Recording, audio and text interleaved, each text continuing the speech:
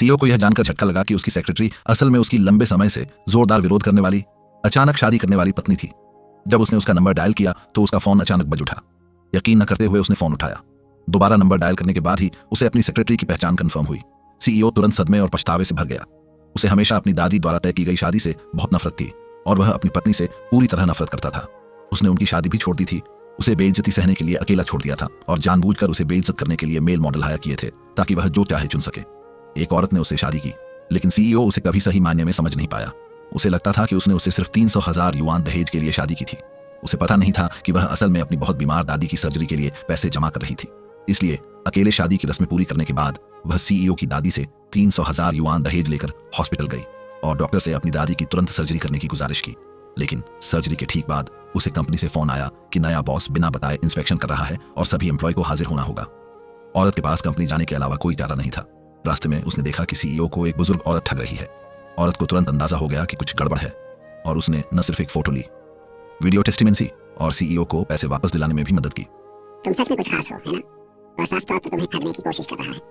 Cloud को बहाने के तौर पर इस्तेमाल करना बंद करो। तुम पहले हो जैसे बेवकूफ जैसा महसूस हो रहा है। फिर लड़की कंपनी गई। सुपरवाइजर ने कहा कि नई बनी रिसेप्शनिस्ट उनमें से एक डिजाइनर को कंपनी के एक जरूरी प्रोजेक्ट के लिए चुनेगी। 300,000 युआन जल्द से जल्द चुकाने के लिए लड़की ने इस सिलेक्शन को बहुत सीरियसली लिया। लेकिन अगले ही पल जब सीईओ अंदर आया तो लड़की के सपने टूट गए। उसने कभी सोचा भी नहीं था कि जिस आदमी को उसने अभी डांटा था वह उसका बॉस था। इसलिए उसने मुश्किल से अपने हाथों से अपना चेहरा ढक लिया। लेकिन सीईओ ने उसे एक नजर में पहचान लिया। वह सीधे उसके पास गया और उसके नेम टैग से उसका नाम पुकारा। पहचाने जाने की चिंता में लड़की ने फिर भी अपने हाथ नहीं हटाए। झूठ बोला कि उसके चेहरे पर पिंपल्स हैं और उसे सीईओ को डराने का डर है। सीईओ ने कहा कि उसने सब कुछ देखा है और उसे पिंपल्स से डर नहीं लगता।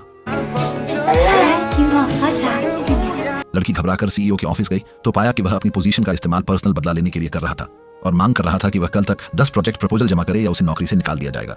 लड़की बहुत बेइज्जत थी, लेकिन वह सिर्फ ऑर्डर मान सकती थी और ऐसा तब तक चलता रहा जब तक बाकी सब चले नहीं गए। वह अभी भी अपनी पोस्ट पर ओवरटाइम कर रही थी। इस बीच सीईओ जो काम से जाने वाला था उसने लड़की को देखा। सीईओ को उम्मीद नहीं थी कि लड़की इतनी मेहनती होगी। फिर उसे अपने असिस्टेंट से पता चला कि लड़की ने भी मुश्किल समय देखा था। वह अपनी दादी के मेडिकल ट्रीटमेंट के लिए मेहनत से काम कर रही थी और उस पर 300,000 युआन का कर्ज भी हो गया था।